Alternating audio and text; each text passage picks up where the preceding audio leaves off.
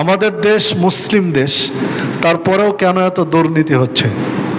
মুসলমান হওয়া সত্ত্বে বিদেশে যারা অমুসলিম তারা এত উন্নতি কিভাবে করে? যেহেতু মহান আল্লাহকে তারা মানে না, তারপরেও কেন এত রহমত? একটু বুঝিয়ে বলবেন।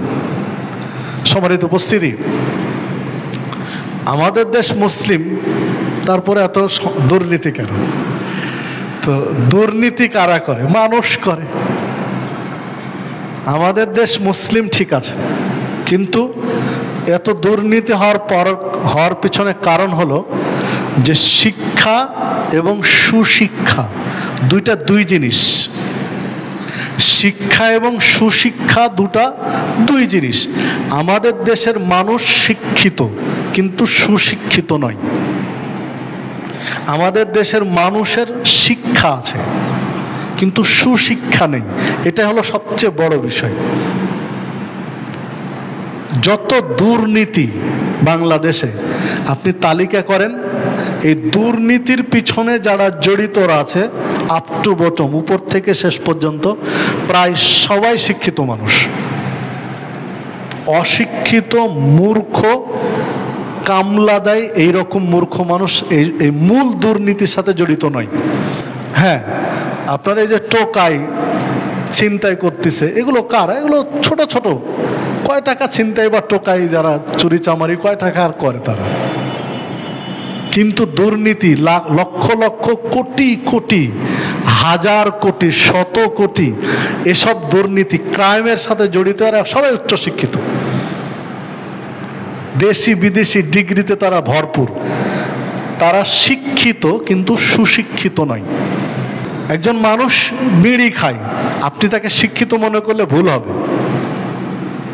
আপনি যদি তাকে শিক্ষিত মনে করেন তাহলে ভুল হবে, কারণ সুশিক্ষিত হতে পারে না। শিক্ষিত হতে পারে কিন্তু সুশিক্ষিত হতে পারে না, কারণ বিড়ি সম্পর্কে তার একটা নলেজ আছে, ধারণা থাকবে যে এর কোনো কল্যাণ নেই।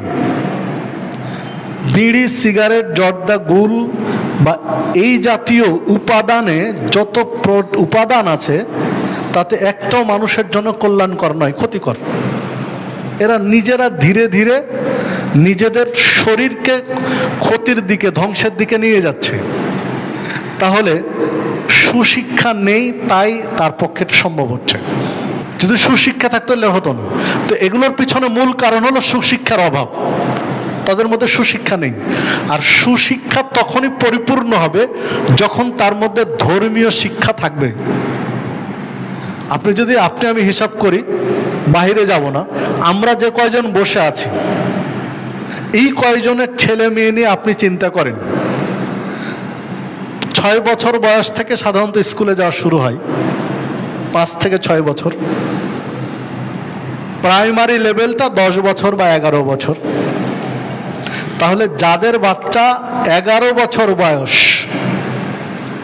এই 11 বছর বয়সের বাচ্চারা, আমরা যারা আজকে সালাতে এসেছি, ম্যাক্সিমাম 10 থেকে 11 বছর বাচ্চাদেরকে আপনি যদি বাংলা রিডিং পড়তে দেন, একেবারে শুদ্ধ রিডিং পড়ে দিবে। 2, 4, 5, 10 পৃষ্ঠা বাংলা সঠিকভাবে পড়ে দিবে, আপনি ভুল ধরতে পারবেন না। 10, 9, 8 বছরের বাচ্চা। ইংরেজি যদি পড়তে বলেন, একদম সুন্দর রিডিং পড়বে, আপনি ভুল ধরতে পারবেন না।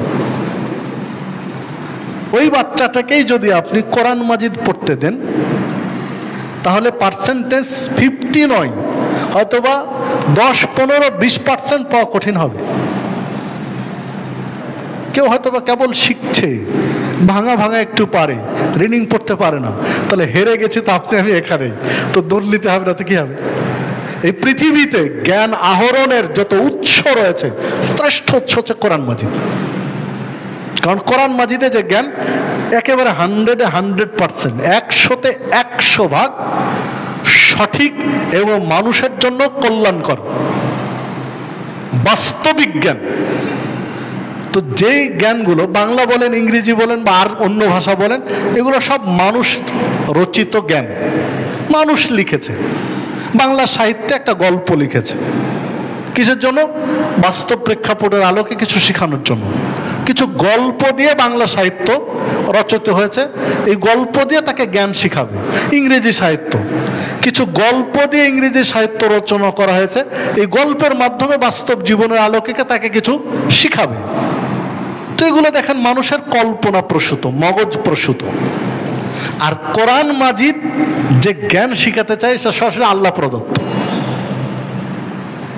তো এই জ্ঞানটা না থাকার কারণে আমরা হেরে গেছি।